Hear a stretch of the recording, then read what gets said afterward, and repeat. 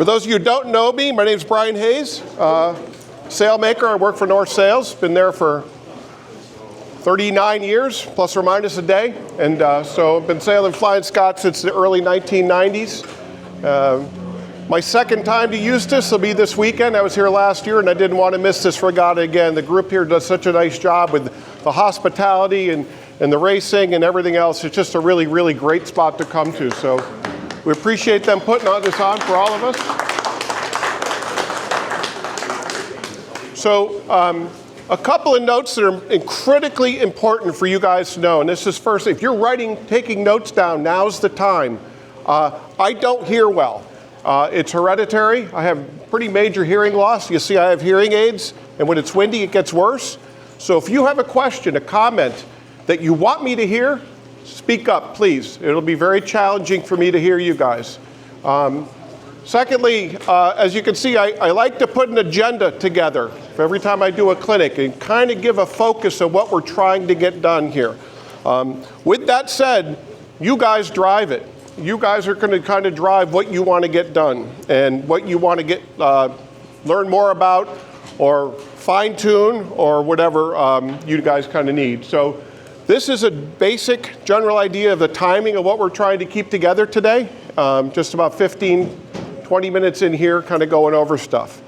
I guarantee you will get your money's worth for what you paid for this clinic. A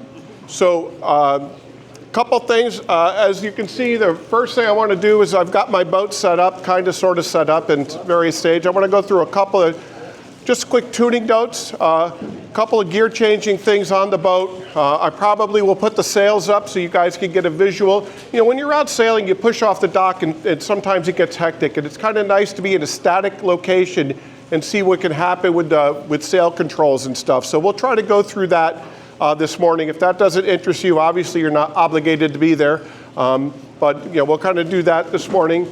I also wanted to spend a little bit of time after going through the tuning and kind of the sail trim setup and the cause and effect of the tuning of the boat, a little bit about crew work stuff. And you know, at least half the people here are crewing, and so you know, I crewed on these boats for many, many years, and I think that there's, you know, I'm no Amy Smith Linton, but you know, there are some nuances to being a good crew and what to look for. So whether you're a beginner level of kind of trying to get a grasp on it, or whether even more advanced, hopefully there's one or two things you can pick up. When I'm doing these clinics, I think the other thing that it's important to know, and I'm trying to keep this on so you guys can see it. So there might be a lot of information. Some of it you probably already know. Some of it might be new. Don't try to, if it's all brand new or all of it's fresh stuff, don't try to take it all. Don't try to absorb it all.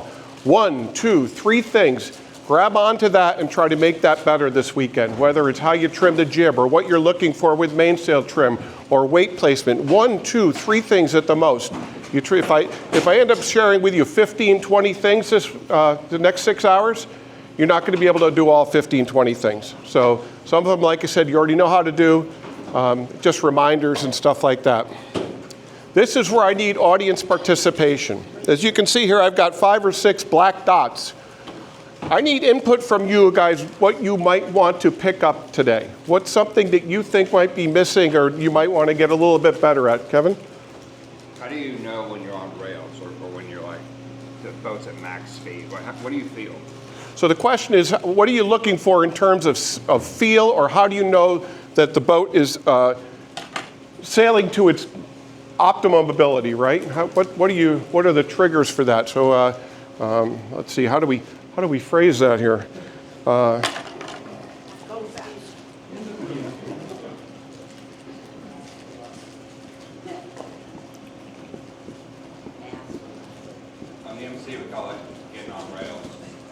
And we're going to leave this up here for later on this afternoon.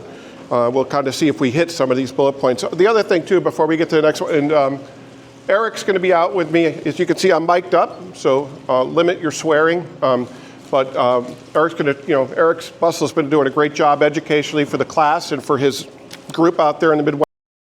Find that you're comfortable with the boat, you got to leave it. And that's my personal opinion. You might find 5 other people who think something different. So. Are you still sailing with the 3/32 forestay, or you got the 1/8 inch? So that's a good question. So the question is a 3/32, which was a factory standard up until, I think now Tyler does 1/8 inch wires on everything, I think.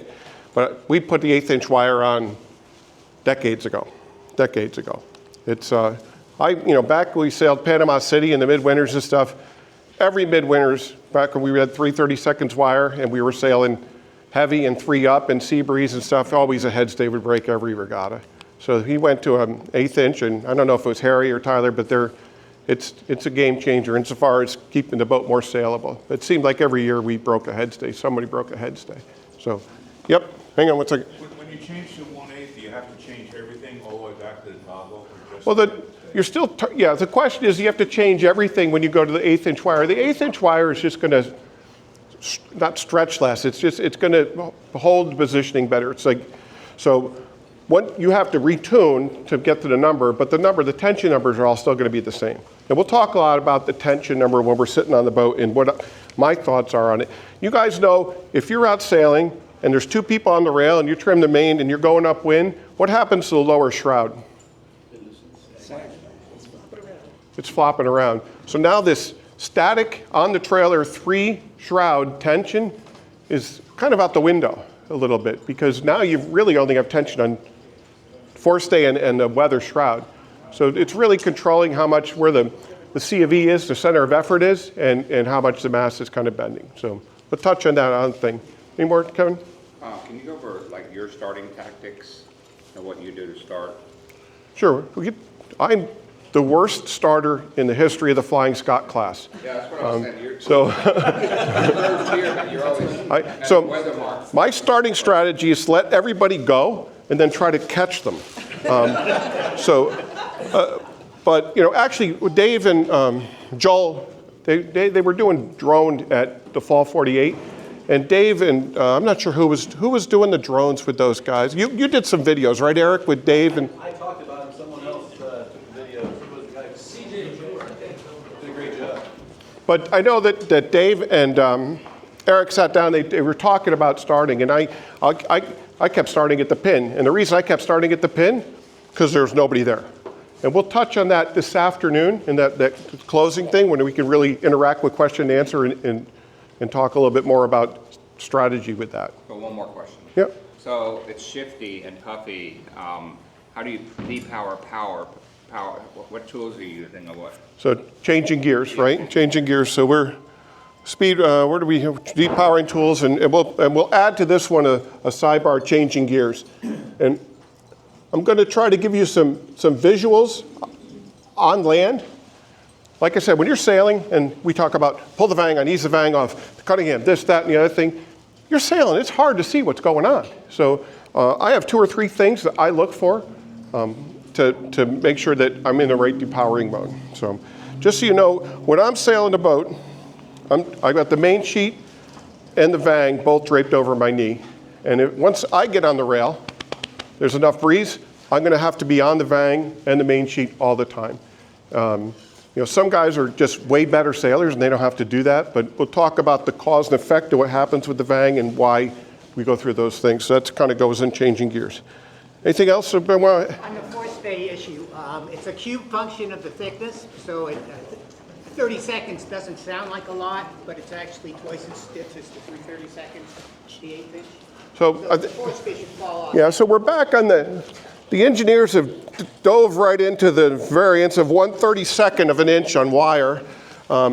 So I don't know specifically the changes between, all I know is that 1/8 wire doesn't move as much. And so it just makes the boat less susceptible to breakdowns. And maybe Tyler could expound on that. But the reality is it's just the 1/8 inch wire. I've never had an issue with 1/8 inch wire. So.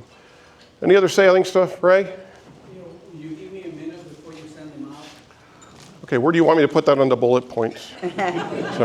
so Ray's asking for a minute, so we're going to have to budget for about 15. Anything else we want to add to bullet points? Yep. From tack to tack, how much do you go from max to max, or how do Do you leave it out into you transition? So the question is, tack to tack, when we're coming out of tacks and stuff, there's a lot of variation, right? You got a big boat, 800 plus pounds, slowing down and getting accelerating back. And we'll talk about, it's almost a changing gears thing, right? And the feel of the boat and stuff. And let me see how to phrase this here. Approach to tacking. One thing I always think about when I'm tacking is as you're going to attack, the boat's decelerating, right? And as you come out and you're on the wind, if you trim the same way you went into it, you're going slower, right? And so I think about it as leaving the dock, right? If you push off on the dock, you don't trim your sails all the way in, right? You know, so because all that does is create side load and the boat leans over. So a lot of it bases on feel. The other thing that we'll talk about a lot too is heel angle. And we really, really want to focus on heel angle. And that's, you know, your approach to tacking. When you finish and come out of attack, if you went into attack and you were heeling 12 degrees and you come out and you're heeling 22 degrees, you got to get the boat flat again. You got to get that the centerboard, the wings reattached. So we could talk a little bit about tacking technique. We'll take some video. Hopefully we'll get some good tacks, and hopefully we'll get some suspect tacks, and we'll be able to get a feel for what people are doing with the mains and jibs and stuff out of that. So we'll look for that with Eric and myself. So, any more bullet points? Yes. Well, I think maybe it's a subset of number one that I was going to ask. But how do you really know when you've over trimmed the sails? Ooh. So you're not getting, you're not going as That's fast as you could be. That's a really, by over trimming. Right, and that's a really, really good question. When in doubt, let it out. When it feels right, pull it tight. That's my saying. So when in doubt, if you don't feel like you're up to speed, the guy next to you or the boat next to you is going faster, ease the sails, put load back into the sail plan. Sometimes you have to point 5 degrees lower to go 3 degrees higher. And we'll talk about that on the boat and why, it's here in the parking lot. But yes, when in doubt, let it out. When it feels right, you're like, man, we're going great. A little more trim. Kind of pull the flaps in on the wing and get some more height. So any sailboat, and Flying Scot's a tricky sailboat, sail efficiently on the water, but you have two wings. You have the sails and the centerboard. And you're trying to make both of those wings act as efficiently as an airplane wing. And once either one of them stalls or stops, how often, when you're going upwind, by a show of hands, how often do you think about the centerboard? How often do you think about the centerboard? That's all I think about. All I'm thinking about is there laminar of flow attached to my centerboard? Am I creating load against the centerboard? Is that foil creating lift? Is it stalled? Has it stopped? What do I need to do to get the laminar flow back attached to that centerboard? If you're going upwind and you pull the centerboard all the way up, can you go upwind? No, because you need that low, you need that attached flow. Just like an airplane needs two wings, you need both wings. So I spend a lot of time, and this comes from me growing up sailing Lightnings, or if anybody ever sailed Snipes. Lightning is a stainless steel plate. It's a plate, and it's a 700-pound flower box pushed through the water. And it's very difficult to get the boat to go fast enough to keep flow attached to a flat plate. That's why when you get on an airplane that's a 737, the wings are fat because they need to create lift. That's why you hop on a fighter jet, the wings are skinny. They have so much power, they don't need as much lift to get going. So a very, very skinny plate is very difficult to attach and create lift off of. The Flying Scot centerboard is actually a very challenging centerboard to create lift off of because by class rule, it has to be exactly symmetrical. So the draft position and the board is at 50%. Everybody, I'm getting a little bit, but so if you were designing the perfect shaped wing, where's my engineers? Would you have the draft at 50%? No, I mean, you look at an airplane wing, the draft is closer to 30%, right? And the wings kind of taper off and, they kind of, look like that. So it's very important. The sails are very important. You're looking at sails, they're visible, you can see them. But one thing you kind of start thinking about is, even if the sails look right, to your point, is the other wing working? And that's something we can work on and think about too. So I'll be able to see some of that. Yeah, you can see off the boat better than you can see on the boat. If someone's going upwind and their sails look perfect and trim and they're getting past, it usually means that haven't created a detached flow to the centerboard and the boat's just sliding and not going anywhere. So, okay, let's see, how are we doing with time? 11:27, horrible. Okay, so any other things we want to make sure we're going to look at tacking, we're going to look at downwind speed angles, we're going to look at how people sailing. The other thing we'll talk about weight placement is a big deal on these boats. You can't see it, but we're always looking at where the bow is going into the water and whether you have to move back or forward. So we're going to kind of be cognizant of that. And we'll look at that and videotape it. It'll be easier, I think, when we're back here looking at video to see weight placement and stuff like that. And the other thing that's very, very critical is keeping the boat flat. We really, really, really need to focus on keeping the boat flat. And we'll use some of these things we talked about, depowering, shape of the sails and stuff to make sure that the boat's as flat as possible. Okay. One more? Yeah? Question? More? Answer? Who? What? Oh, Ray. You need 15 minutes. So I'm going to go have lunch. Ray's going to... No. Go ahead. Please. We want to thank you, Brian Hayes, and our sailors for putting the clinic together. Brian took time off from his busy schedule to come to teach us how to sail a flying Scot. And so we want to thank you for doing that. Oh, it's my pleasure to be here. Thank you. Well, I'm not sure if I'd thank me yet. This could be a disaster. But anyway, we'll thank you. Appreciate the acknowledgement. Any other? So, all right. So, yes. Yeah, to the point of tacking, how many degrees should a flying Scot be able to tack through? I mean, I think probably the tightest you could do is through maybe 80 degrees in flat water and stuff, and then 160. I mean, depends. Lake Norman, 240. I don't really think about tacking angles that much. And when I say that, I'm gauging off other boats and trying to get a feel with tack angles. But again, my focus, I don't like to necessarily use other boats because, like I said, the centerboard's not working on that boat, they're stalled. Sometimes you point 3 degrees lower to go 5 degrees higher. And, and what that means is there's load against the sail plan and load against the centerboard, and that pushes you up. So tacking angle varies, big waves, you're hanging in there at, 15, 18 knots of breeze, 100 degrees, 90 degrees, but it's a big variety. This is not a boat that, it doesn't love to point, okay? The way it points is the faster you go, the higher you go. So if you can get more speed through the water, the centerboard's going to push you harder and harder upwind. So all right, the gray boat right there, the old classic 5761. We'll meet around there, anybody who wants to. We're going to go through just a couple of things about tuning, answer some quick questions. There's constantly some changes about how tuning techniques are going, but just want to get some basic rote knowledge if you have any questions about that. And then we'll talk a little bit about depowering. It'll be a good opportunity to kind of look at it. If everything cooperates, we'll put the sails up in the parking lot here. Talk a little bit about jib trim and my thoughts on jib trim and why I do what I do with jib trim. So it'll be good for the cruise and mainsail trim and going through the changing gears. Is that fair enough? Okay, let's watch online, but sometimes just visibly seeing what's going on makes it a little bit easier. We used to, back in the day, we used to sail what we called loose rigs. Anybody ever sail loose rig with this boat? We're the old people now. All of a sudden I became the old person. What the hell happened? I didn't used to be the old guy.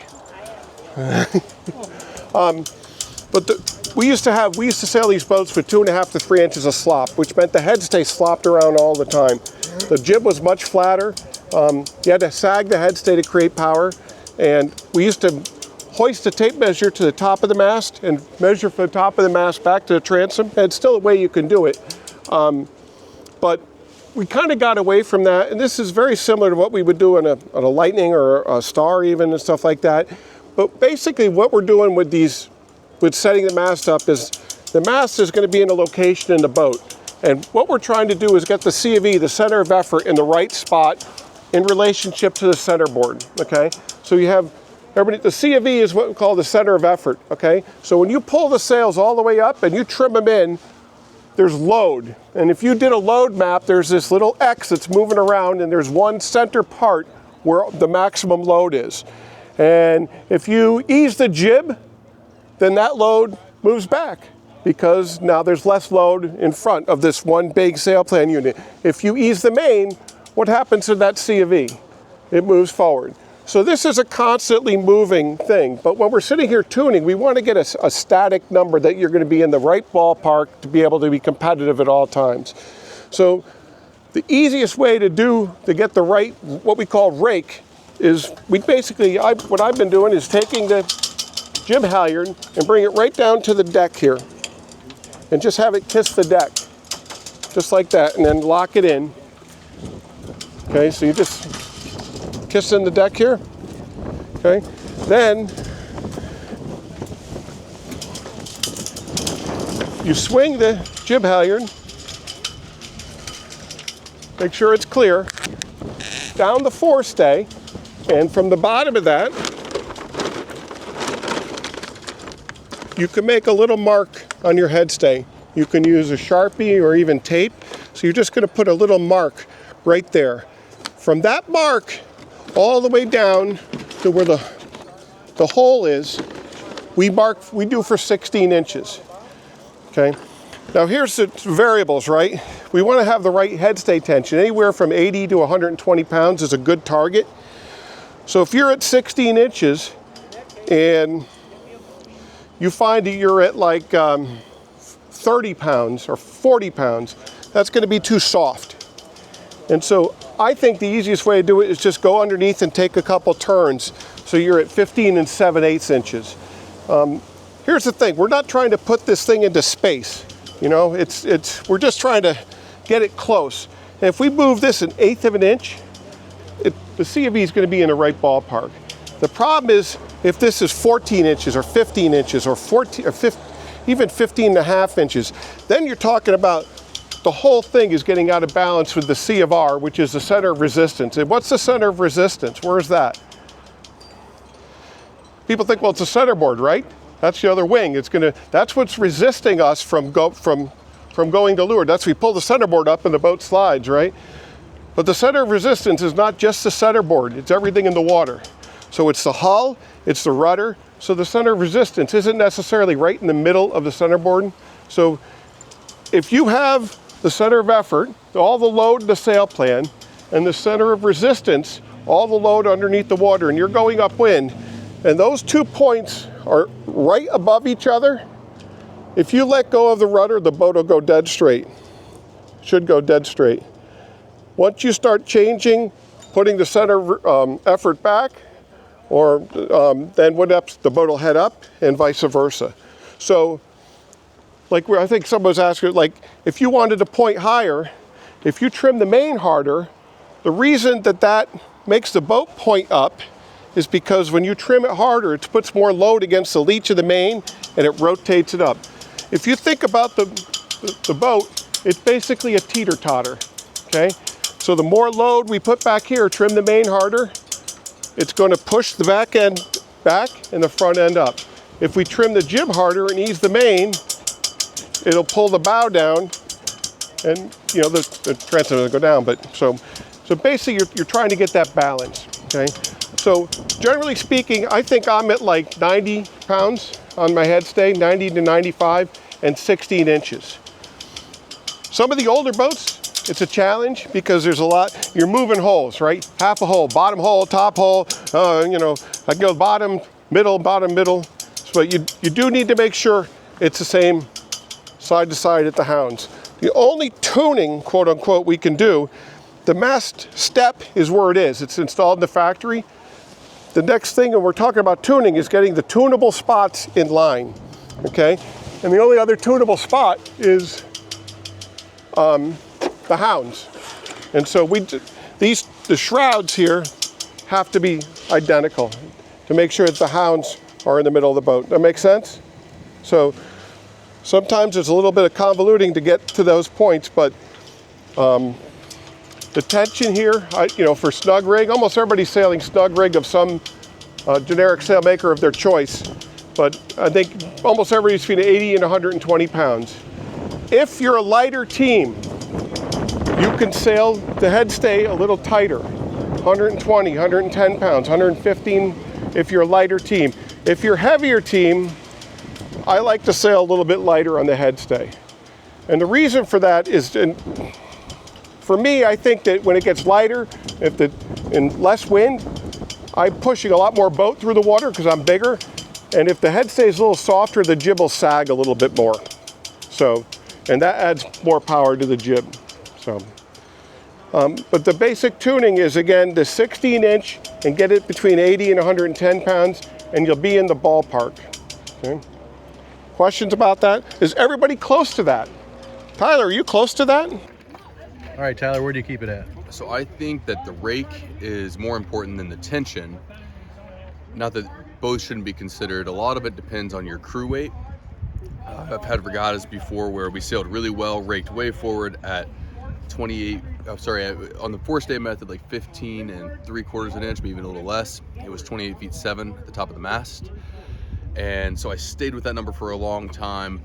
But once I finally started raking back a little bit more at the 16-inch method, at 16 inches on the forestay, 28 feet 5.5, 20 feet 5 to 5.5, measuring to the top of the mast, then good things started happening for us.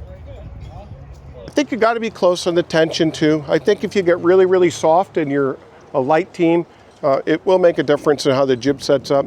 But to Tyler's point, the reason I keep bringing up center of effort and center of resistance is, again, these boats have been built over 40, 50 years. There's some minor changes. There's minor differences with each boat because they're not built in a vacuum. And there's also a lot of differences of how you guys sail the boat. Some people like to be footers. Some people like to be pinchers.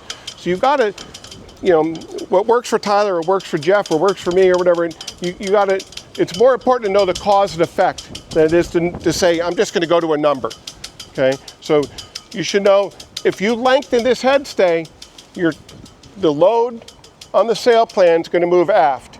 It could theoretically help your pointing depending on where your centerboard is, okay? If you find you have way, way too much helm, it could be maybe you're raked too far back. So you might have to pull the mast forward. So there's a bunch of variables, but again, you have to understand, the most important thing is not sticking to a number, but understanding the cause and effect. So more rake, center of effort moves back, less rake, and I just don't like this to be too soft because, I think 80 is the floor for head stay tension. I don't know what you're sailing at, Tyler.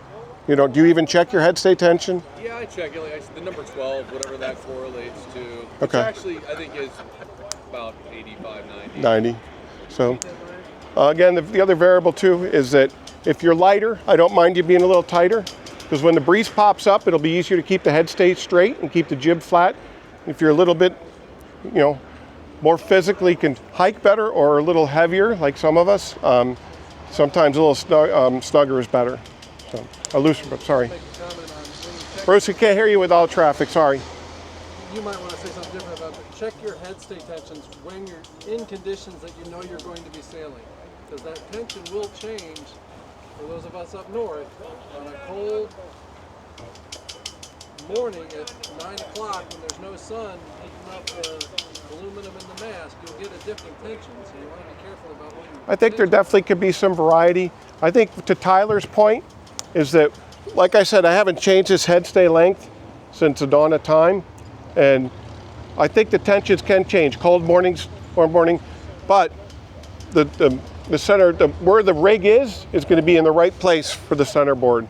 So if in the morning, if this is X, and then in the afternoon when it heats up, it turns into Y, I got bigger problems, like starting and making sure there's sandwiches on the boat and that kind of stuff. So, all right. Any of that kind of clarify or change your thoughts process? So again, the quick way to check it, swing your head stay down or your jib halyard down to the deck, swing it out to the head stay, put a mark on it from the hole, actually right from the hole in the deck up to that mark, 16 inches más o menos, okay?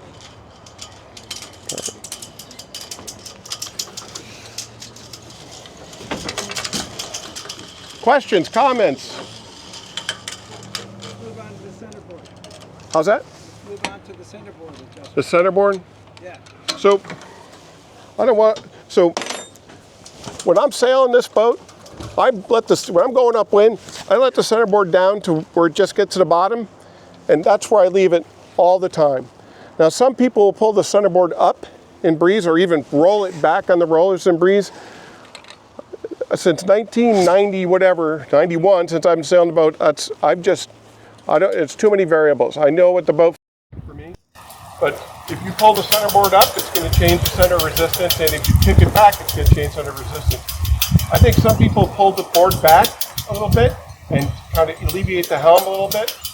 Personally, for me, and we'll talk about the gear changing, but it's a technique, and it's for me, it's bang and main sheet, bang and main sheet, bang and main sheet all day long.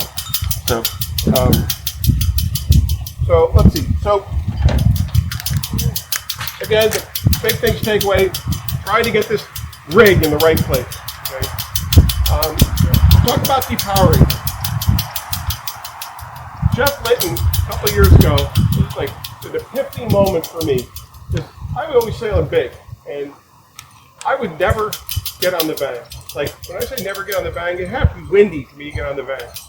And I'd step on the rail, and I wouldn't go to the bang. And my crew would be hiking. I'm like, I still need all the power. I'm not going to go to the bang. And then, but I'm still playing the main sheet.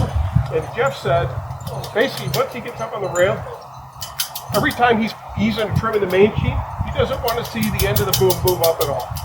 So when he's easing, if the boom lifts at all, 8 knots of breeze, he'll pull some bang on. If it's 12 knots of breeze, if you ease the main, more bang. And so that indicator at the tail end, so when I'm easing and trimming the main, I ease the main in a puff, and if it lifts, I pull the bang on. Okay. I'm just going to show you. So if you guys look at this main halyard here, you can see it's pretty much kissed against the mast, right? Maybe there's a 1/4 inch between the mast and the halyard. You guys buy into that? Okay.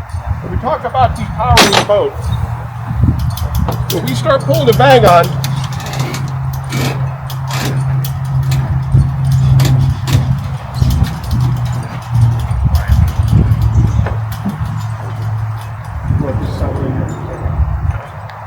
now, what's the distance between that now? So the mast is bending. That's what's happening. When we pull the bang on, and this is like static. So when I'm pulling this bang on, you think it's pulling the boom down, but it's also pushing this forward and bending the mast here. So the first step about depowering and keeping the boat flat, for us, certainly with our sails, I know there's some different ideas on this. If you're talking about depowering, first step for us is to go to the bang. It's like the backstay. It's like the tool to flatten the sail. Because when this mast bends, it's taking the cord length of the main and it's flattening it. Okay? When it's taking it, and it's taking it from the front of the sail. So when I'm pulling a lot of bang on, my next step is to pull Cunningham on. What the Cunningham will do, when I pull Cunningham on, it will pull the draft of the main forward. Okay? When I bend the mast, as this bends, it takes the luck, it takes the depth, and it takes out the front of the sail. So the draft moves aft. Not because it's really necessarily moved, but we've taken cloth from the front and filled this gap here. And this, by the way, the mast bends way more than this. Because if I'm going upwind and I've got the main, and I'm trimming the main sheet on, I've got this leverage from the tip of the mast. So if I tied a line to the top of the mast now and pulled it like I was pulling the main sheet, it's going to bend 3-4 inches. And so all that is flattening the sail and depowering it. But remember, whenever the sail mast bends, the draft moves aft. And so for me, thinking about depowering, I think that was one of the bullet points.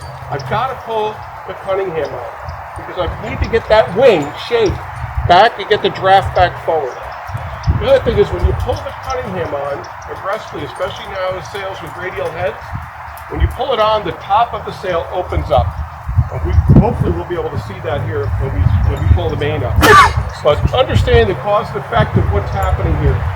When the bang goes on, it's not just to keep the boom from lifting up. It's bending the mast and it's flattening the mainsail. Okay. The other thing it's doing is keeping the head stay tight. Okay. We talked about that in the room there. Is that when we go upwind in 8 knots of breeze, this leeward shroud's going to go flat. So if I can keep leech tension on the main, it's going to help keep my head stay straight. Does that make sense to everybody? If the head stay sags, I'll draw pictures. If the head stay starts to sag or kind of go off to leeward, the jib gets fuller and deeper, okay? Because the clue is almost always right here, right? It's kind of in the same spot, más o menos. If the head stay gets closer to the clue, that cord length, the luff gets closer to the leech, and so the jib gets fuller. And so when we talk about depowering, it's very important to keep the head stay straight. That's my first thing, is making sure the front of the jib is straight. And then, using the bang and understanding, again, big thing, cause and effect. When I'm pulling the bang on, it's bending the mast, it's flattening the sail. My next step needs to be Cunningham. Get the wing back into the proper shape, okay? If you bend the mast, you pull the bang on, and you've got these big, it's windy, 15 knots of breeze, 12 knots of breeze, whatever it is that you're hiked out as far as you can, and you need to start depowering the boat. If you look up the mast and you see 90-degree wrinkles coming into the mainsail, you have to pull the Cunningham on. Okay? These 90-degree wrinkles, those aren't speed wrinkles, those are basically draft shaping things. What that's saying is the luff is so loose that it's pushing the depth of the sail back into the back part of the sail. And now you've got, I used to be, anybody ever land at LaGuardia Airport? Sure. Everybody know where LaGuardia Airport is? Yeah. LaGuardia Airport scares the hell out of me because it's water and then it seems to me very short runways. And when you're landing, you notice they got the flaps down. And they got the flaps down because they're trying to create lift at low speed. When the draft moves back into the sails, you're putting the flaps down. You're creating a slow, creating a lot of lift, but a lot of drag. And what we want to do as the breeze increases, we want the leech of the sail to open up enough when the bang's on so that we go as fast as we can through the water. So as we mentioned earlier, when the jib gets fuller, what do you do with that? Do you pull it tighter? Do you leave it alone? You don't touch the jib? No, I mean, again, a lot of the bang is controlling that. Correct. I see people sailing around with scallops in their jib, and I can't do that. When you've got the jib halyard so loose that there's scallops in it, what's happening is the deepest part of the sail, when the luff is loose, is moving back into the sail, and it's creating, to me, a very challenging shape to drive to. Okay, so for me, and with our jib specifically, I crank up the jib, and then I just like to have 1 or 2 of the bottom snaps to have these little crow's feet, these little wrinkles coming out of the bottom too, and I like the top to be smooth. As the breeze increases, I will put another click or 2 on the jib halyard. If it gets to the point where I'm fully depowered, right? And again, fully depowered can be 10 knots of breeze for some teams, it could be 16 knots of breeze for other teams. But once we get to the point where we've used our bodies, everything we can to keep the boat flat, we're going depowered, you got to start cranking the halyard on too. As the draft moves forward in the jib, the leech opens up. Okay, so as you pull more halyard on, that will open up the slot even more, which is also important as it getting breezy, because when you dump the main, easing the main, having that slot, that distance between the main and the jib is important to keep closed. Otherwise, you guys may see the main will backwind. Okay? So if you crank an extra notch or 2, so if it's to a point where I'm fully hiked, I got the bang on, my whole left, my jib is smooth. Now, with this caveat, there's different sailmakers do it different ways, but that's just for certainly for the north jib, that's how I sail the boat. I think once you get it so eased and so loose, you start seeing wrinkles all the way up the sail. It's very hard to drive the sail because what ends up happening is that the draft moves back, the entry, where the wind is hitting it, becomes very narrow, very skinny, and you head up a little bit and the jib luffs. And you head down just a little bit and the leeward telltale spin. And you can't quite find that groove. If you guys ever find you're in that scenario, put another click on the jib halyard. Move the draft of the jib forward, make it more forgiving. As I tried to allude to inside, the faster the boat goes, the higher it will go. And so all these visuals, these telltales, all that stuff, you still have to constantly think about, am I going through the water as fast as I can to make this work? When I get as much pressure against the centerboard, the harder I can push against the sail plan, the harder the centerboard is going to push me the other way, right? You guys, I mean, again, the watermelon seed theory. Who knows the watermelon seed theory? Have you ever had watermelon? I don't, can you even get seeded watermelons anymore? Everything's seedless now. But you take a watermelon seed and squeeze it between your finger. What happens to a watermelon seed? It shoots out, right?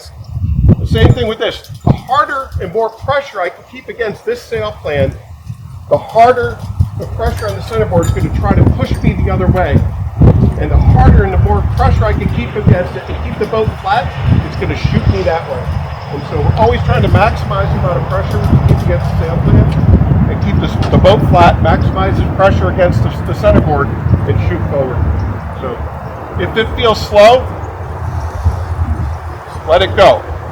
Right? If you start to feel a little slower, ease it out, put the bow down, get going faster. If it feels right, pull it back on, pull it tight.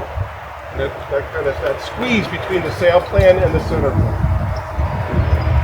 But again, I just wanted to demonstrate the mast will bend. That's how it can. You start talking about depowering. And listen, there's probably other trains of thought that maybe don't use the bang as much. Like I said, we've been doing it 30 years. Maybe I'm old in my thought, but I just know how the boat reacts when I pull the bang on hard enough that I'm going and playing the main upwind to keep the boat level. And as I'm easing the main or trimming the main to keep the boat level, if I look back and the boom lifts, I'm pulling some more bang on. Okay? Every time I ease the main sheet and the boom lifts, what ends up happening? It does open the leak and twist it off. But the other thing is, when you've got the main pulled on and you've got the bang on, and you ease it, now this acts like a barn door, right? So the distance from the top of the mast to the clew doesn't change.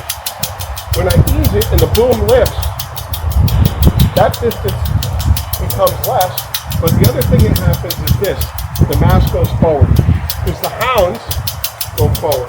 Because you're taking everything, you're leveraging back, you're pulling on the main sheet, you're pulling on the leech of the main, you're pulling. And when you ease it and the boom lifts, the whole mast goes forward. When the mast goes forward and the hounds go forward, what happens to the headstay? It gets looser. And so when the headstay gets looser, what happens to the headstay? It sags. When the headstay sags, what happens to the jib? It gets fuller.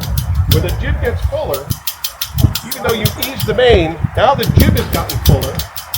And so they basically made the bow of the boat more powerful, and now that wants to head off because now there's more power in the front of the boat. You've eased the back of the boat. Remember that C of E, when you've eased the main sheet, this goes up, that floating point goes like this, and now the bow wants to go down. When you get hit with a big puff and you're going upwind, you want to head up or down? You usually want to head up, right? Feather a little bit. You don't want to head down. Next thing you know, you're swimming with the alligators, right? So the idea being is that we don't want the jib, we don't really want to lose tension on the jib. It makes it much easier to drive the boat. It's an easier boat to look at. And the bang kind of helps control that. So it took a long time to become fully focused on the fact that I play the bang a lot. Okay, so I'm going upwind, I'm sitting here.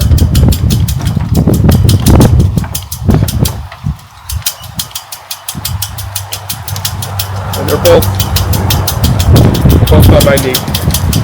When I get hit with a little puff, my first thing is bang on, ease main, bang on. When I'm driving, I'm sitting here, I want to get nice and comfortable. I'm looking at the head stay and the horizon. The head stay and the horizon. And I'm watching that angle. And if I see it start to become a greater angle, I ease the main, pull the bang on, and because I want to keep that angle of the head stay constant all the time, and want to keep the boat as flat as possible.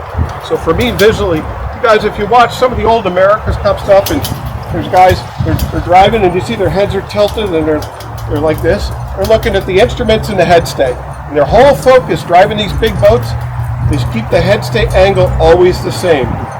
This way, what this important wing, the centerboard, sees is consistent. It sees it's going through the water at a consistent angle.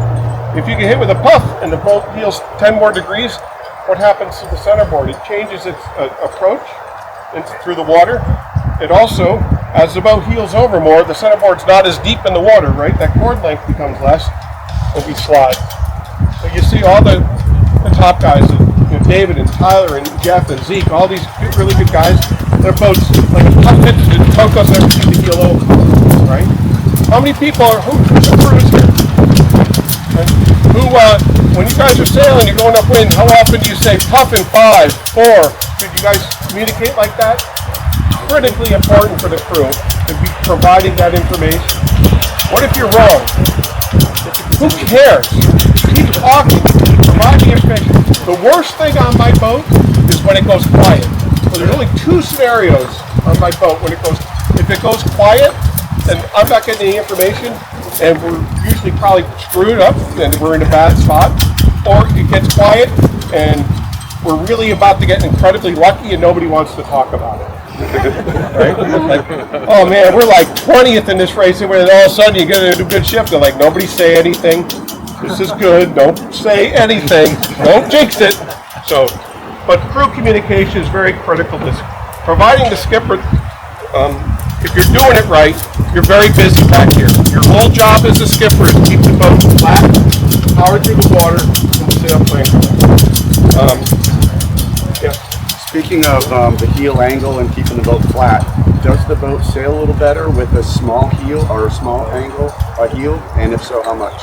So my feeling is once you have enough pressure generated in the sail plan to create pressure against the centerboard, you want to sail the boat as flat as you can stand it. Okay? Because if it's dead flat and a puff hits and you keep it dead flat, as hard as it's trying to push this way, that's going to push equally as hard the other way, and that'll make you go fast. When it gets to the point where it gets very, very, very light and there's not enough pressure in the sail plan to feel like it's pressing against the centerboard, then we have to reduce weighted surface. We have to start taking more boat out of the water because the centerboard isn't working like it wants to. It's not generating, there's not enough pressure in the sail plan to press against the centerboard. So then we have to almost create our own pressure and start getting the boat out of the water. That's when it gets real drifty, sometimes the heavier teams have an advantage because they can heel the boat over more and take more boat out of the water. And so sometimes, I either want it to blow like 0 to 2 or 16. Those are my sweet spots. So, but there's no blanket statement to how that works. But I've always said that if you sail it as flat as you can stand it, okay? And some people might need the boat to heel over a little bit because they drive it better and it feels better. But is this thing on? Where do you go? It's on. You want to make the boat feel like shit. And I mean that sincerely. As a helmsman, you don't want to be tugging. If it's tugging against you and there's rudder and you're pulling against the rudder, it's drag. Something's not right. The balance isn't right. The tune, the setup. If you're not sailing it flat enough, you don't have it depowered enough. You want to make it boat feel horrible. And somebody was asking earlier, how do you know what's in the groove? Somebody asked that critical, how do you know when you're on the rails? How do you know when it feels horrible to the skipper? When it doesn't feel like you're tugging anything, when it's tracking along, that's usually when it's really smoking. So, you can almost drive it with your pinky, and there's pressure against the sailplane, that's when it's going the best. So I try to always sail the boat as flat as I can stand it. Fore and aft weight's an issue. I talked a little bit about this before. The more you move forward, the more you move back, it changes the center of resistance underneath the boat. So if I'm moving forward, there's more boat in the water here. If I move aft, there's more boat in the water there. So that point of resistance moves around a little bit. So if something doesn't quite feel right, you can always try moving your weight. Move it a little further forward. Move it a little bit aft if you're not tracking. Watch the good guys. See where they're putting their weight. See what, somebody sails around you. See where they're sitting. The real light stuff, we'll probably try to sit just forward to the center of resistance where the centerboard is. So the balance point on the boat, when you put the boat in with a hoist, where's the balance point? Like right here, right? Anything further forward is going to make the boat go this way. Anything further back is going to make the boat go this way. So this is, you can almost mark an X of where if you go forward on the teeter-totter, it's going to go down. If you go back on the teeter-totter. So usually in the light stuff, we'll be trying to find that lifting point, either on it or maybe in a knuckle a little bit forward of it. And as the breeze increases, the boat will knuckle down. And that knuckle part of the boat, right there, right behind Pam, right even below the water line, that's kind of where I always want to kind of kiss him. And once you start burying the bow, you got to pull the boat. You got to pull your weight back. Questions about this? Yes. Outhaul tension. Outhaul tension. Very good question. So the outhaul affects the depth and not the draft position. It affects how deep the sail is in the bottom third of the sail, and literally only the bottom third of the sail. I basically pull my outhaul on all the way and leave it, and I don't let it off downwind. Well, you've got wrinkles, vertical wrinkles, and you want to pull the wrinkles out with the outhaul. So no bang. So setting my outhaul tension in the medium light stuff, I want there's a seam. We have a foot shelf, and we have a lead-shaped piece of cloth attached to the foot of this piece here. Okay. This seam here, below the window, I want that seam about 2 inches from the boom, in medium light stuff, okay? And as breeze comes on, I start sitting on the rail. My crew gets up on the rail. It gets a little breezier. I want that seam basically hitting the boom. When it gets really, really windy, I'll pull that basically all the way tight, okay? Some people let the outhaul off downwind. I don't. 2 reasons. I think when you let the outhaul off, obviously the clue gets closer to the tack, right? And so when I've got the boom all the way out, I'm taking that exposed area and I'm taking it and moving it in. And I want to have as much exposed area as I can. So whether it's flat or not, I'm not trying to create power in the sail. I just want to get exposed area. The other reason is, 9 times out of 10, we get to the leeward mark, and I forget to pull the outhaul back on. And if I eliminate that variable, then it's fine with me. The only time we'll ease the outhaul, very, very, very light air. Maybe we're flying to spinnaker, the pole's way forward. We probably have the jib down because it's really light, and there's powerboat chop or lump, and you almost have to pull the main in a little bit. Then I'll ease the outhaul so the bottom third gets a little more powerful, so that every wave kind of drives me forward. I'm not going dead downwind anymore. I don't have the main all the way out. So once I get into that lumpy, kind of crappy, Long Island soundy kind of stuff, and the pole's forward, and just try to generate enough speed to keep going, I'll ease the outhaul then downwind. But then usually at that point you're around leeward mark and you forgot. You usually have 3 or 4 minutes before you go a boat length or 2 to remember to pull it back on. There's not much wind, so that's the only time I typically use the outhaul. So I'll set it up before the start. I'm very simplistic. I want to keep as few variables as involved to make it easy to sail the boat. So things are, I'm going to pull the main up here. Do we have time? I think we're gonna be good in about an hour for some nice sailing. It's 12:12 now, so I'm just gonna bend this main on real quick. I'm gonna hoist it. We talked a little bit about what wrinkles to look for. I'll show you what I do when I'm hoisting the main, and we'll go from there. So just give me a hot minute. Smoke them if you got them.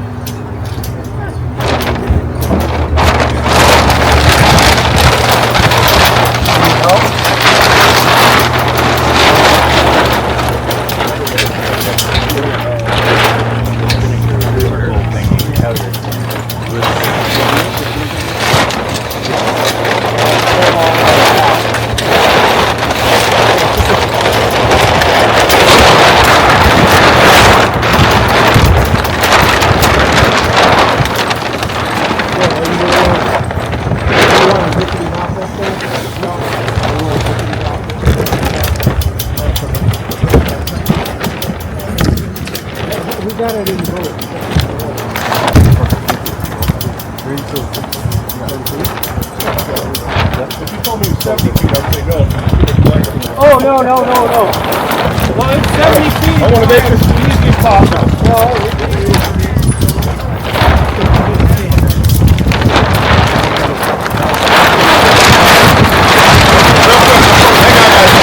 Hang on 1 second. So, real quick, I want to talk a little bit about sail care. I see people for decades. If you want your sails to last a long time, you got to take care of them. The most abuse they take is right now, putting them up, putting them down. Okay. The other abuse they take is people hoist them up on the dock, get ready to go sailing, and then they come in and go pee, or they go and get a cup of coffee or a beer, and the sails are sitting there for 10, 15 minutes. Lowell North, who was the founder of our company, came up with a thing called the flutter test to see how quickly cloth breaks down in flogging conditions. He would take a strip of cloth tied to his antenna on his car, and he'd drive home with it, letting it flog, and then they would test that strip. And basically, the thing that breaks down sailcloth more than anything else is flogging. Okay, you can go from here, you can go from Fort Lauderdale to Connecticut. If it blew 10 to 12 knots of breeze and it never changed, and you were beam reaching and just sailed all the way there, the sails wouldn't even know it happened. Just about. If it was flogging or you let it luff and stuff like that, that's what breaks them down. So when I'm doing the sails, the big thing I like to do is give us let it go.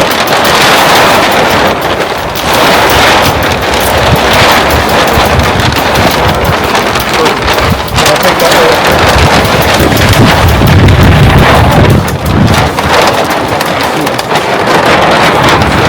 That's good. Yeah. You see what Bob's doing, especially when you're taking the sails down, and dropping the jib, dropping the main. When I go into the dock and I'm driving the boat, when we go to drop the main, I go to the back, grab the leech, and say, okay, and as it comes down, I pull it and fold it on top of itself as it goes down. If you just drop the main, you'll see what will end up happening is that there's a lot of rope, it's a big fat sail, and so it collapses on itself. And so it ends up wearing out the inside end of the battens and stuff like that. So the jib, excuse me again, and the main, when you're dropping them, if you can pull them down by the leech and kind of fold them, it's going to get you a little bit more durability, a little bit more wear and tear, a little bit more performance for a little bit longer. Me personally, I love it when people drop their sails and crunch them up, because we'll make more. But you know, it's not an inexpensive proposition to replace sails, and I'm very cognizant of it. That's how I tell people you got to take care of them. So when you're taking them down, this is my 2-year-old, 3-year-old main, and you guys can feel it's crispy and crunchy. 24 sails out of it? 24 times, 30 times you've sailed with it? I'm sorry? How many times have you sailed with this main? Oh God, this one, I think this one got used at club racing and stuff. So 100. Yeah, I 100 times. It's beautiful. 80 times. Yeah. So, but I'm very anal about taking care of my sails. I remember in Panama City, somebody had the jib underneath their arm and they're crunching. They're walking up the dock, and I'm going, oh my God, please don't do that. And then same person will complain that jib didn't last very long. Like, well, yeah, because you're making no effort to make it last long. So just be cognizant if you want it, and you You want to protect your investment, take care of how you're dropping them and how you're raising them, and you're flogging them. Okay? You want to wheel it out here so it's head to land? Okay. How close am I? Or a beam? We could just. You want to just pull the bow this way? You can back up. I just want to move about 20 degrees. Should be okay there.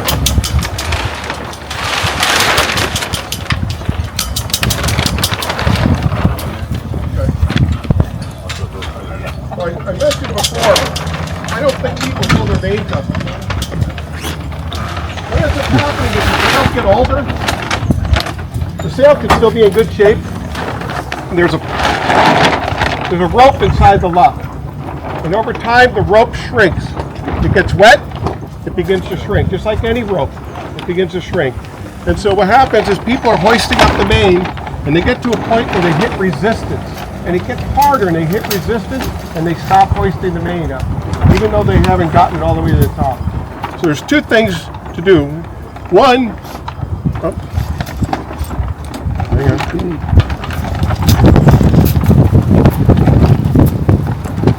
When I'm hoisting the main up,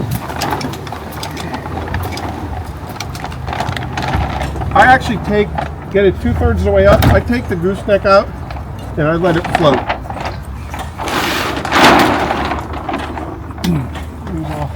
I'm going to hoist this up.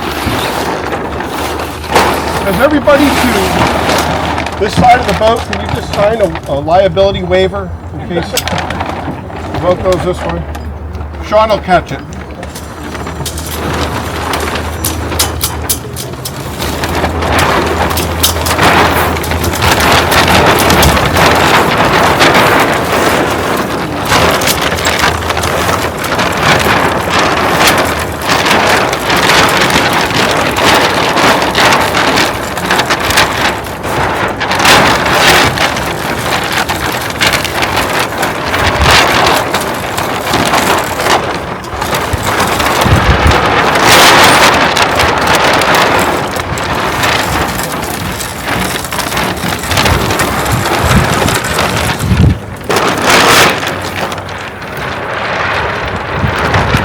We can back up if you think it's concerned. You guys want to push me back? I don't want to hit Tyler's truck. Thank you. I'll sell a boat and get a new truck. That's right. Okay, got Scot. We're going to need Scot. Should be good for now, I think. So when I get to this point, I'm starting to get resistance. Even pull my bow further more. I actually take this right out and pull it up the rest of the way and pull that down. Okay. Reason being, it's way easier to ease it than it is to crank it up. So I get the head all the way up to the top.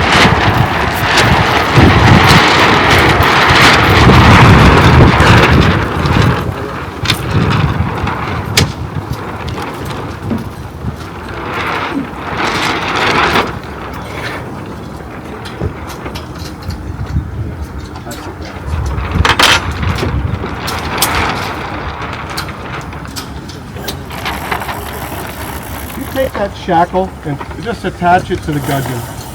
Yep. Not the first time I've done this. You never really put that bottom piece down in. You never really put that bottom piece down. Yeah. Okay, good to go, Bowman. Okay.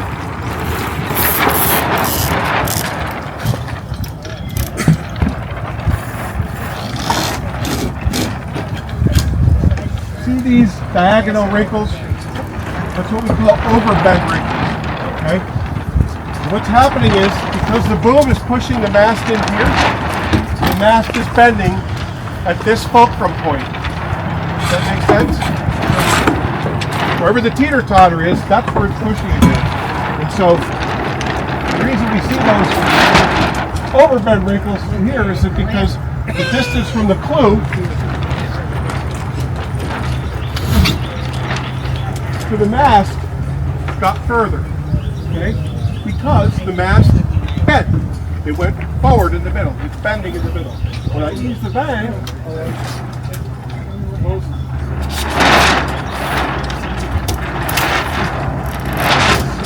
largely go away. So we talk about speed wrinkles, right? The speed wrinkles are those 30-degree wrinkles. And they're really there basically telling you the mast is bending right. I want those speed wrinkles, so those 30-degree wrinkles, about halfway to 40% of the way back to the window. If it gets to the point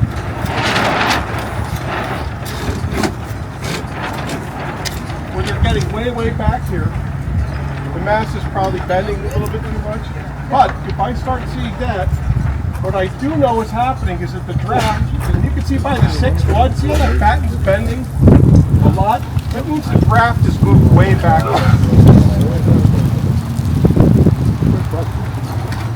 The boom is obviously bending a lot. That is obviously just by rig design, but it also has an effect on the sail shape. I also noticed that this is back. What's this? The bang purchase. This is stock area. Oh, sorry. So I'm looking at just forward of that, about 10 inches to forward. Oh, this here? That's here. I've got it mic'd up. Okay, I didn't know if it had So I hope it comes out because this is good stuff. when I get to the point where I need to My start first time using the checking camera. I don't know if it's going to work. I don't know if it's all going to work. It's my first time using the camera. funny here. And you can see how that top of the sail starts opening up. That's the other side. If you look at the very back, or if even looking from behind the sail, you see how it's hooking now? If I pull this, static pressure is easy to pull the thing.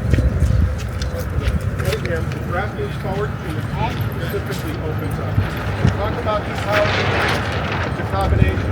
I want to bend the mast, flatten the sail out, and then I want to pull the Cunningham on.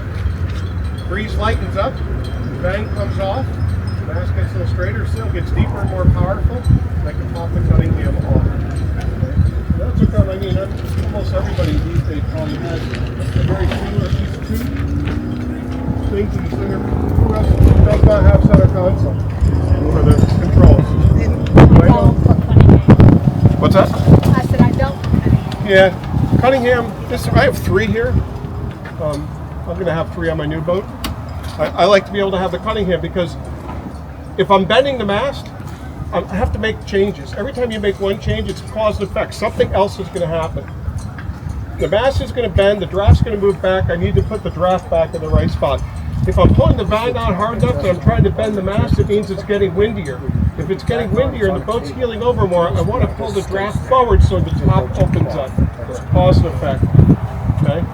So, again, I think visually seeing this stuff as it happens, you can see the mast, this is obviously clear that the mast is bending. And what's telling you it's bending is those 30-degree wrinkles. If I let this all the way off, and if I let the main off, now if the draft is too far forward, you can see this kind of smooth and knuckly here. I can let the Cunningham off. So you do the main before the Cunningham? I'm sorry? You do the main before the Cunningham, or the Cunningham? I'm confused. When you say before, so In sequence. it's kind of almost want to say, what can I get to, right? If the vang is on, the vang and the main sheet are really controlling the boat balance, right? Puff hits, those 2 things are going to have an immediate, satisfying effect on how the boat's being sailed. Even if the draft moves a little further back or further forward, the immediate gratification is going to be being able to pull the vang on and be able to let the main ease, right?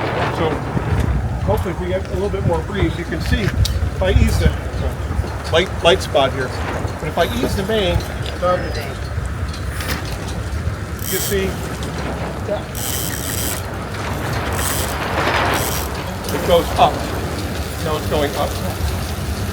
If I pull a little bit of bang on, now it's just going side to side. Okay. If it goes up a little bit, I pull a little more bang on. You see how it's just doing this now? Yeah. If I ease this off, when it lifts up, headstay gets softer. So they're both kind of working together, okay? You're kind of, if I do this, I can ease this, right? If you don't pull the vang on, and you just ease the main, yes, the sail twists, then it powers up the front of the jib, right? You're not using the jib, now it's pulling the bow down. So all these things kind of work in unison with each other. There's a nice little puff. You hang on, and you can see I just want it going in and out. The top will stay in halibut, right? Just like opening a barn door. So these two things we talked about, gear changing and speed and puffs and stuff like that, this is it right here. It's all skipper's hands. When I was sailing with some other folks, crewing, a lot of the time as a crew, I would play the main sheet. And the skipper, or I'd play the vang, the skipper would play the main sheet. Because sometimes it's a two-person job sometimes in big breeze. So if that's a system that works for you, your crew can complete the jib and feel comfortable, keep that in your hands. But if that's a system that you need to work on, that's fine. But just understanding again, when this happens, these three things happen. So if it was like 12 to 15, about how much vang do you put on it? Just one, it depends on the boat. I'll watch. You watch the engine. Yep.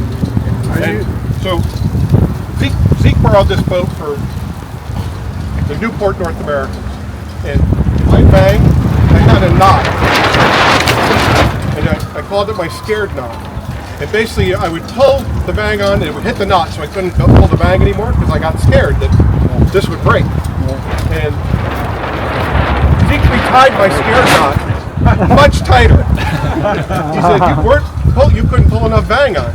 So my level of scared is different than his level of scared. But it's what you're comfortable with. If you guys look behind the boat, which you guys don't see on the water, where you can see how much the boom is bending from behind the boat. You can do it now or whatever, but you can see, and that's the thing. So again, a real quick indicator, look at the end of the boom. You ease the main sheet and it lifts, pull some more vang on. Get to a point where you get your scared point and tie a knot in it so you can't pull it any tighter. And then if you can't pull it any tighter and you're still getting blown over, then you got to hop on one of these trailers and get to the bar as quick as possible. Because it's way too windy to be out there sailing if it gets that out of control. What about you need to have another boom in your car? You got, with Tyler. You got to hope Tyler's That's right. A roof rack full of booms. So Brian, what about for those of us who don't sail in lumps? Like midwinters is going to be in lumpier conditions. Should be flat. Midwinter should be? Yeah. Port Walton's going to be a little flatter? Port Walton? Yeah. A little chop, but I don't think it would be considered. So you're not worried about putting twist in it to try to power through any of that? I mean, so again, as I mentioned, there's a lot of variables, right? So if I get my kid, and he's 25 years old, and he can hike, then I can lean, because I don't hike anymore. So it's still all variable. It helps. If you're a husband-wife team and your wife weighs 80 pounds and you don't hike anymore, then there's a lot of variables changes. The big thing I'm trying to get across is that these are the things that can control it. And if it's 10 knots of breeze, 8 knots of breeze, you might be doing what I do in 16, just to get the boat to react the right way. And I'm a big proponent of this, getting the vang on, easing the main, 3 feet outside the corner of the transom to go upwind. You're like, well, we're not going upwind anymore. But if you ease the main just so the boat stays flat and keep the jib powered up, the centerboard's going to do the work of the pointing for you. You're going to create so much speed through the water, that's what's going to push you upwind. The big problem is people want to start pointing, and as they start getting overpowered, they start trimming this in tighter and tighter and tighter. And somebody's asking, how do you know if you're over trimmed, right? Basically, it's like when you start getting to this point, think about an airplane with the wings stalling. And basically, you're trimming so tight, the wings have stalled. Bad angle. You're just not creating any of the pressure anymore. And so, if it feels bad or slow, let it go. So we're going upwind and breeze. I'll be out there sometimes at the end of the boom just to go upwind. Keep it flat. Anything to keep the boat flat. Once the boat starts heeling over, you're not going upwind anymore. You're sliding. You guys have probably heard me use this example before, right? Kids at the bus stop. There's a stop sign there. Every day it's a stop sign there. and he hangs on the stop sign. He does wheelie, he spins around, he does that and the other thing. And one day, somebody leaves Lake Eustis Yacht Club after a cocktail party, and they hit the stop sign. And now the stop sign's at 45 degrees because they knocked it out of the ground a little bit. And the kid goes and he goes to hang off the stop sign, he pulls it right out of the ground. All the resistance of the stop sign, as hard as that kid pulled against the stop sign, the ground underneath was pulling just equally as hard the other way, and that's why the stop sign wasn't going anywhere. Once that stop sign got 45 degrees over, you could pull it right out of the ground because it slid right out of the ground. And that's the same thing with the centerboard. Once you start heeling over and the centerboard gets at an angle, you may as well be skipping a stone because you're just going to slide and slide and slide. So the focus is keeping the boat flat, and even in the breeze, it's ease as much as you can. Quick question, remember by hearing. Okay, when you're going upwind and you've got the boom far out, keep the boat flat, what's happening to your pointing? Well, pointing is a function of not necessarily, it's a function of many things, but the faster you go through the water, the harder the centerboard's going to push you up. And if you trim harder and harder and harder, what ends up happening is you create a stalled shape. The boat starts to heel over more, and the boat kind of stalls. It kind of gets stuck, for lack of a better description. And so all we're trying to do is keep it flat and going fast. So if you could trim the main in, and you still have 10 degrees of heel, 8 degrees, 12 degrees of heel, that's great. Right? Top telltale's flying, you can trim, feels right, boat's flat, go. But now it's starting to heel over. I actually kind of use, see the angle of the deck is kind of a little bit, well, I don't know what the degree is, but if I get this flat with the water, that's my kind of perfect angle of heel for me driving the boat. So I kind of want this flat to the surface of the water. Once it gets to the point where it's heeling over more than that, that's too much. So you're looking at that in the front of the water line. The water line. Yeah. You start. Yeah. So you can stall the blade too, right? The blade can be stalled as well. If you come through with nothing else today at all, always try to remember what's going on underneath the water. That other wing is critically important to keep the boat going through the water. Keep pressure against it. Keep the lift going against it. If you feel slow, ease the sails out. Put more pressure against the centerboard, and that'll help you. Somebody had a question over here. As you're easing the main in and out and playing that, any adjustments to the jib? Not really. I can pull the jib up real quick. I do want to show one thing. I want to talk a little about weather sheeting, at least on our system, and why I think it's critical. I weather sheet in every condition. 20 knots of breeze, I weather sheet. Any of this helpful with the main and the setup and stuff? Listen, I know it's all, we've seen it all and stuff, but it's kind of nice to see it up and pull it and see the cause and effect of what's going on. Yep, hang on, sorry. With the boom as far out as you showed us a minute ago, wouldn't that cut You have to scream at me, I'm sorry, I apologize. with the boom out as far as you had it a minute ago? Wouldn't that cut the slot off the backwind main? It does. The integral backwind main. So the question was, when the main's getting really, really eased, does it kind of start to cut the slot off? And it does a little bit between the main and the jib. But remember, if the bang is on and the boom's not lifting and the mast is bent, when the mast bends, it flattens the sail out. So this cord length, the main's gotten flatter. So that in of itself helps the slot open up, right? Because now, instead of a big fat belly, now it's a skinnier belly. And so that helped open up the slot. The other thing is that with the bang on, you're hopefully, and with main sheet tension still on, and when I say that, when you ease the boom doesn't lift up, the jib's not going to sag. And so when the jib sags, as the jib sags, the forestay gets looser, even if it's just 3/4 of an inch or something like that, the leech stays in the same location, so it starts to return back into the main quicker. So if you can keep the head stay nice and firm and keep the cord length on the main flat, because you got a lot of, they're a bit scary amount sometimes of bang. So I'm going to do a caveat. Some of you people sail with the wrong sails, and I understand that. And they may not be as bang intuitive, but again, this is the facts of what happens to sail power when you do this. You have to find your balance, whether it's Sure or Evolution or whatever, or MAG, whatever. You got to find your balance. But this is what's happening. This is what happens on the Flying Scot when you pull the bag on. This is what happens in sails. And so understanding that will help you hopefully find the right setup for your sail. Okay. Any other quick questions on this before I pull the jib up? Right.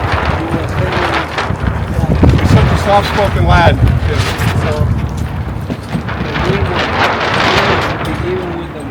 I like the, yeah. Right, you're here. Yes. Yeah. So kind of think if this was, a picnic bench and it's perfectly flat.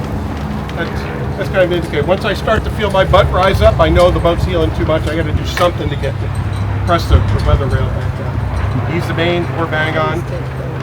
Anything I can to keep the boat going through the water. We can just pull the jib up. It might be a little trickier than the Rich can agree with us.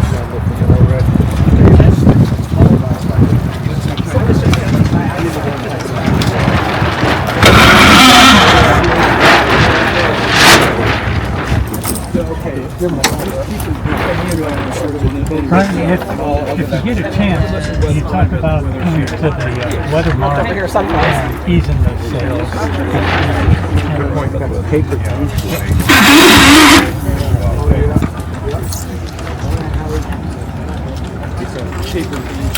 did they do it? The sleeve comes out right over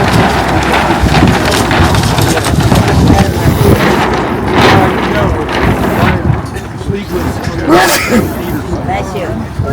pilot cell. Then you can go to So, when I talk about these pros, you see these wrinkles up here in the 4th and 5th snap? I would actually go, if this condition, I would go 1 click, 2 clicks tighter, maybe even 3 clicks tighter to start to get rid of those. It moves the draft further forward on my jib and makes it easier to drive. I'm not good enough to have a very narrow entry angle, so I need to be a little bit more forgiving. Zeke, Jeff, David, these guys might sail the boat a little bit better, but for me, if you're looking and you're struggling to find the groove, put another click on your jib halyard. May not be the fastest all the time, but it'll be easier to kind of find the groove, and you can always take a click off. But that, to me, once I get scallops on the north jib, that's no good for me. No good at all. So, I would probably be there. It's so tricky. Like, I can't tell you how many times, like, before a race with North Americans, I don't get, we take a jib all the way down and refeed the wire again just to get that, like, that 1/8 of an inch of difference or the 1/16 of an inch of difference just to get the halyard right. But it makes a difference for me, like how I see the sail, how it looks to me, how comfortable I am. So, I just want to talk a little bit about sheeting the jib and the crew. With our jib, I find it to be pretty simple. I like it when there's wind in the sail on the right side. Lake Eustis. I feel like I'm at Lake Norman.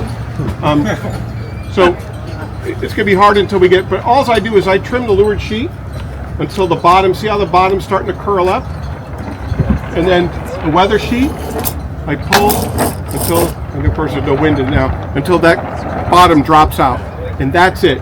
99% of the time, we talk about having the jib clue right in the middle of the seat. That's where it will end up.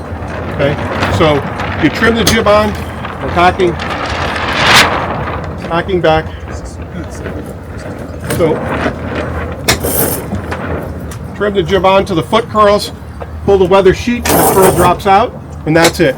Okay, then I leave the weather sheet alone. My crew will play the leeward sheet. Gets a little light. These kind of increments, 1/2 inch, 1/4 inch, 3/8 of an inch. The jib is what we call a very high aspect. It's skinny, right? And so when we're trimming on it, there's a lot of vertical loading going on. So if you have a J24 Genoa and ease it this much, nothing's happened. You take this much and you ease this much on this jib, and everything's changed. So very, very small incremental changes on the jib, and I call this the gas pedal. Okay, keeps the crew involved. So medium light air, the crew's looking. If the boat kind of feels a little bit slow, everybody's thinking, oh, skipper says, oh, ease the main. If it feels slow, let it go. Same thing in the jib, but it's only just a little bit. Okay. Is that your mark you put on your sheet there? Essentially, the weather sheet Maybe. Pull it I up. have so many different crew they could have done. I mean, yeah, that's Laura did that. Okay. So you can mark your sheets, but you got it because the changes are so incremental. And for me, I tie different length knots on this. You got to kind of play it out a little bit. I still think the easiest way to do it is trim till the foot comes up and drop it out. That's a good puff to see what happens, right? Trim till the foot curls up. Yeah. Trim it till it drops out. And then you take it Okay? out. Then I start playing this. The reason I always weather sheet is because I don't want, if I don't weather sheet, and I'm just trimming like this, when I ease the jib, it goes out and up. Okay? If I have the weather sheet on, when I ease it, it just goes up because this is keeping it from going out. And so we talk about twisting the sails, right? If the weather sheet isn't on and the jib gets eased, it does twist, but it also goes out. And I think I get a better control of the twist if the lead position doesn't change. And I just ease, and so this is, and now it really twists the top because now I'm controlling the twist, but this, if you guys see this, the clue never leaves. So to me, it keeps power in the bottom of the jib and twists the top. So I think Bruce was asking about, like in the chop and stuff, I think it's really important for me to keep the weather sheet on because I still keep power in the bottom of the jib and can twist off in the top. Boom bang. Kind of like a boom bang. Like, yeah, or yeah, and you can in hauler, whatever that stuff. So people say, you know, in 15, 18, 20 knots of breeze, do you still weather sheet? If my crew is capable of doing it, I do. There's a simple reason, because I like to have more control over the twist and not change the lead position. When you ease it without the weather sheet on, it goes out and up. So that's just me. You guys, again, I keep using the phrase, it's cause and effect. Understanding it, then you can do whatever you want, but with the weather sheet on. With me, see if you, on my boat, I have those cleats. I can weather sheet from there, so my crew can finish the tack, weather sheet from there, and when they go to tack the boat, it pops out under control. It does. In normal operating conditions. Somebody had a question over here? Brian, your pigtails are right at the top. I think a lot of Flying Scot sails it with the pigtail about 5 or 6 inches. Mine are too short. Sorry? Mine are too short. I sail the boat, then I go, I have to make my bridles longer. Okay. The only reason to make them longer is I do 2-to-1 all the time until it gets drifty. If these are longer, then it's less line to pull. Yeah. Okay, so if these are down here and you only have, you know, this far, so if this was literally twice the length, it would be better because there's way less line to pull. So. And we only need a minute before you release them. Another minute. Yeah. You always have these forward. Yeah, so the question is, my jib leads, do I ever pull them back? And the answer is never. I could actually spot weld these in as far as I'm concerned. They're too far back from the jump, in my opinion, as it stands. So I know some people move them back, and listen, everybody's techniques are different, right? Heavy crew, light crew, but in 35 years of sailing a boat, I've never moved the leads back, ever. And then going downwind, where's your board? So good question. The question is, where's my centerboard downwind? And it's very condition specific. I mostly try to trunk it and leave some just so I can steer. If you trunk the centerboard going downwind, that means pull it all the way up. It definitely reduces drag, right? There's less boat in the water. But every time you turn, it's all that gets countered by it because you have to turn the rudder harder because there's nothing to pivot on. There's no rotation point. And so you push or pull the tiller and the rudder creates a lot of drag. So I always have some board down so I can make a turn. You know, every tap everybody, right? You're on port jibe, you're talking, you're looking around. Next thing you know, a starboard guy comes out of nowhere and you got to head up really quick. If you have no board up, boom, right? So a little bit of board down all the time. There's a bunch. I probably go about 2/3 of the way up in big breeze, but I still keep the board up. And where on this? Where on the Okay. All right. Good. You know, the rollers get to here, maybe. Or downwind? Yeah, downwind. When the breeze comes on. So it depends how much rocking and rolling we're doing, right? If we're going dead downwind, the pole's back, it's pretty breezy, there's waves, and the boat's starting to do this rocking and rolling thing, you know, that you see all those bad videos about. I'll put a little bit more board down to add a little bit of stability. Some people will carry the board down pretty far, like farther than I've done it. I've never carried the board way down. Some people do. That's not, everybody's different, but I remember talking to some of the guys back in the day, the GYA, and in big breeze, they'd let the board all the way down. And I'm like, okay. And Downwind. I guess maybe, you know, added stability of something, but as long as I have enough to drive with, and, you know, if in the big breeze, as long as I'm far enough back in the boat, I can usually control it, right? The rudders, you know, the rudder can control the boat pretty well, you know. The other thing, we talk about going downwind and big breeze and stuff like that. Remember, this main is your biggest weapon to be safe, right? If you ever get a little dicey and stuff, you can hide the spinnaker behind the main pretty quickly, right? Pull forward, trim the sheet in, and it gets in behind the main, and it's pretty safe, right?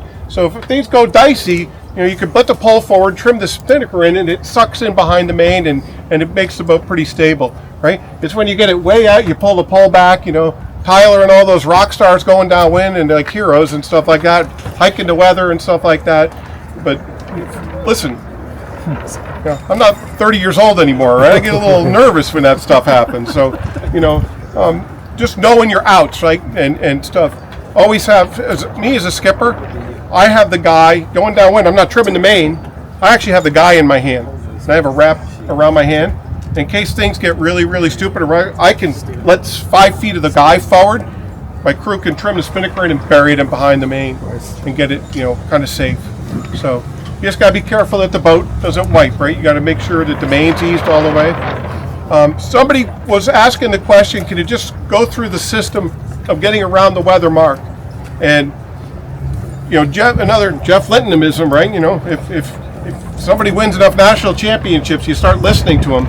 But, you know, we have the Vang on, and Jeff uses the Vang a lot. Him and Amy are not heavy, so, you know, in 8 knots of breeze, they got the Vang on.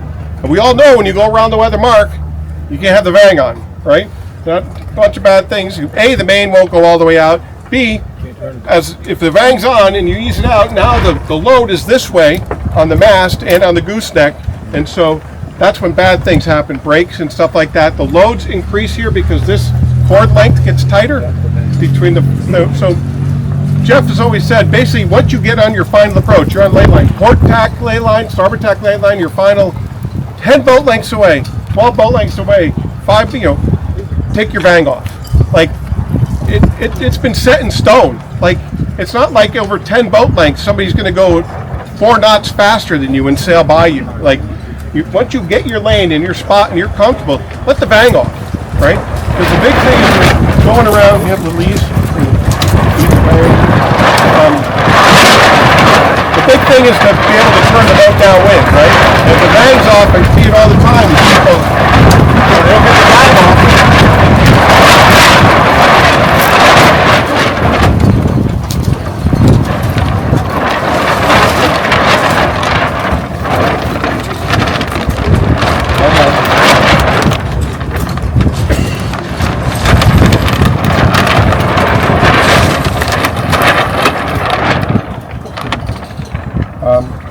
So, if you think about it, 10 boat lengths away, 12 boat lengths away, you get to the weather mark, let the Vang off.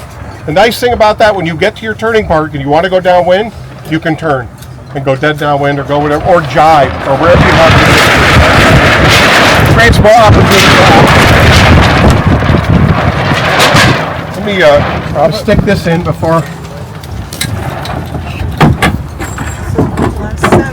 Any questions? Is that clear? Is that kind of helpful insofar as looking at this stuff? Or anybody want to take any more looks at it, or can I? Is that where you have the $100,000 in this box? The gun case, you mean? Once anybody starts back talking, I'm gonna. This is my best. This is my Harbor Freight investment. This is great. I keep my radios and my compass and everything in here. Yeah. Keeps it protected. $29.99. Off when you're dropping the sails. Once you start, you gotta let it set. And then you play with it, right? You need to. Yeah. Can you just pull back on the lead? Not down, just back.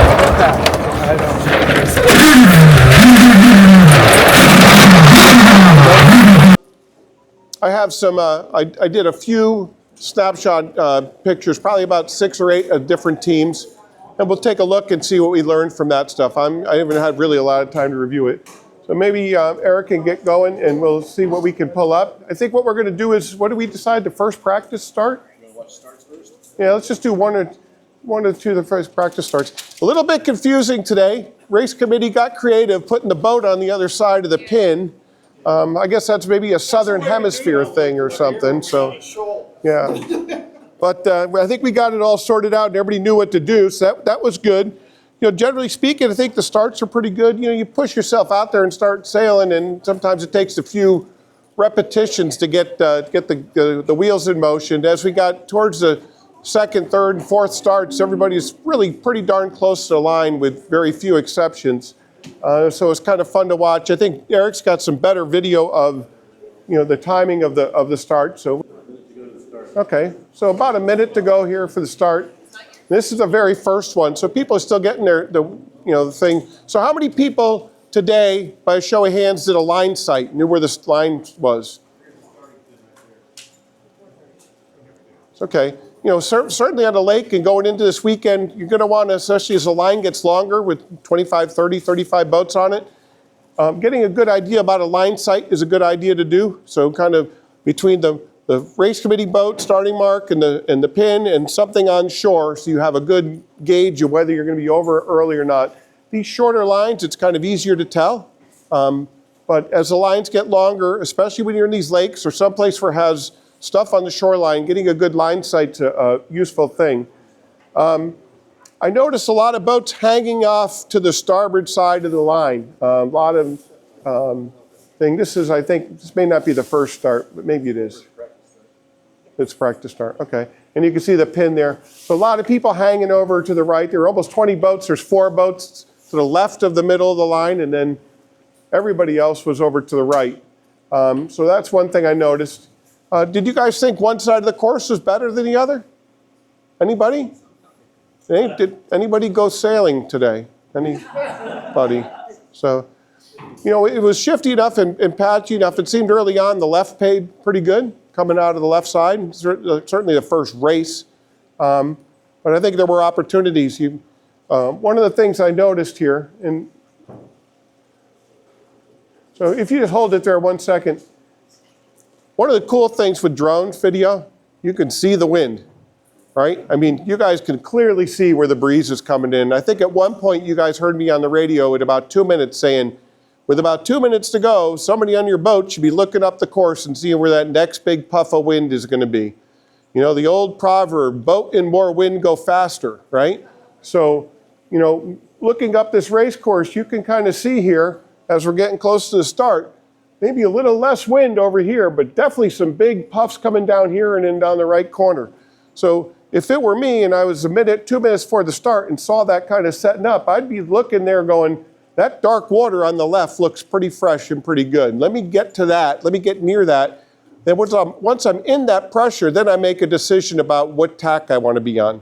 You know, in these shifty lake conditions, sometimes you're not sure what tack you should be on, right? It's like sometimes you're like, oh, I'm headed. No, I'm not headed. Oh, I'm not pointing at the mark. I'm not thinking. Al Terhune always told me a good story. He said, if I'm not sure what tack I should be on, I always try to just point the bow towards the mark. And whatever tack is pointing the bow towards the mark is the tack I'm going to be on.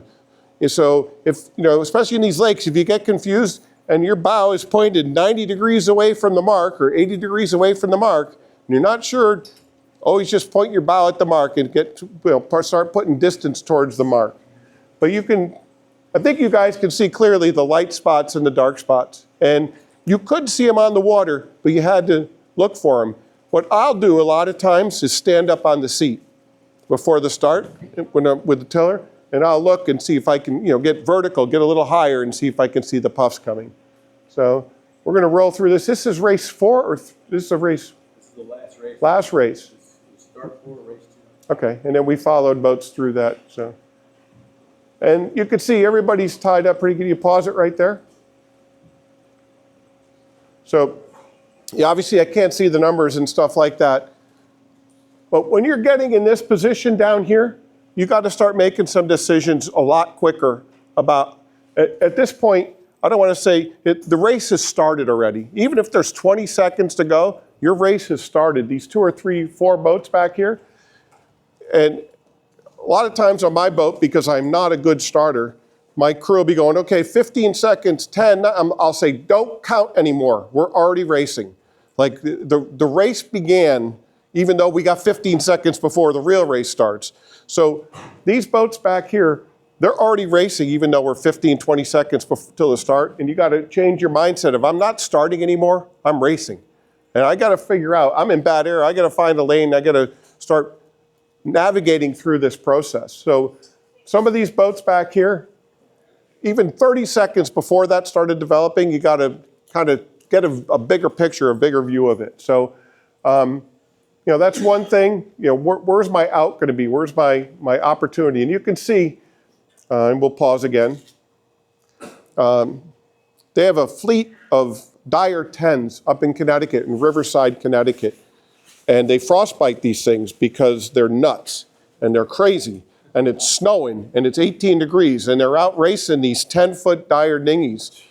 And there's 100 of them in this harbor. 100 of them. It's alarming. And you know, on a down weekend, they'll get 45, and on a good weekend, they'll get 100 of these things. And it's tiny little harbor. And one of the big things that, you know, a guy I work with was down there and he was helping with race committee. And he said, it's amazing with that many boats and how the boats in bad air, how hard it is to get going and how far behind you get so quickly. And that's kind of what happens here. When you get in bad air and you sail in bad air for 30 seconds, 40 seconds, 50 seconds, all these boats in clear air get a huge head start on you and a huge jump.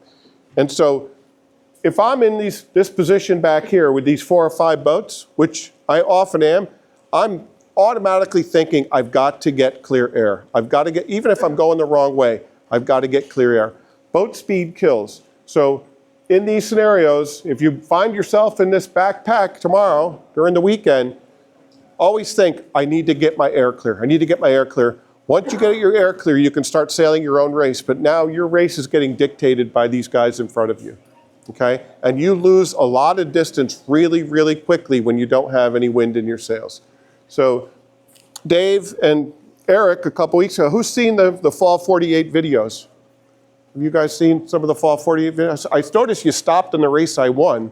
I don't know what happened there.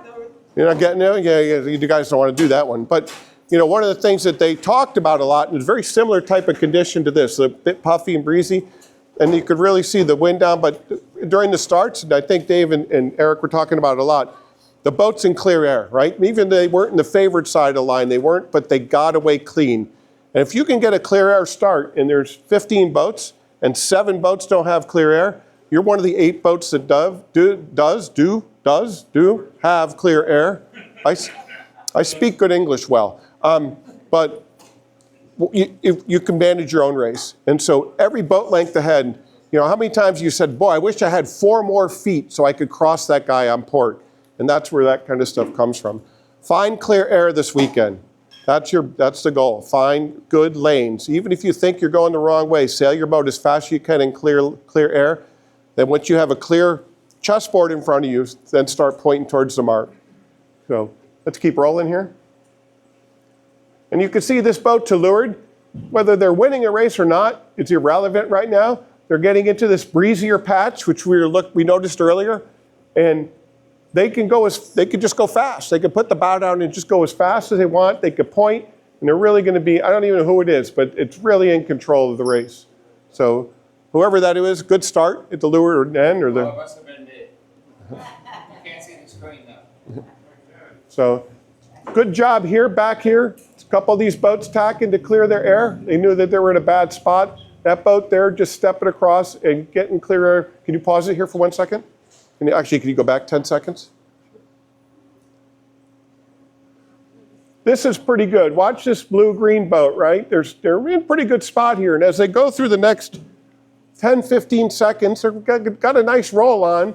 These guys tack out. Now they can make as many decisions as they want, but they're starting to sag down. These guys are pinching, and they're like, before we get squeezed out, let's get out of here. Let's keep our wind clear. And you can see this whole patch of world up here that they can sail in their own wind. It's just a really good decision there. How well it turned out is irrelevant, but now at least they can make their own decisions. They're not kind of pinned in here. So good job. But you can still see some of these boats are kind of still in bad air. Might be an opportunity for this boat to tack and clear out and get into this big patch as well. So looking for clear air is a big deal, especially as the fleets get bigger tomorrow, 25, 30, 35 boats. Trying to keep a good clear lane. And we'll see if we can get behind some folks.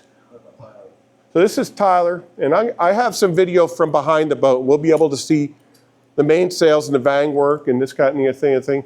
But and you back up a little bit again, just when we get just vertical.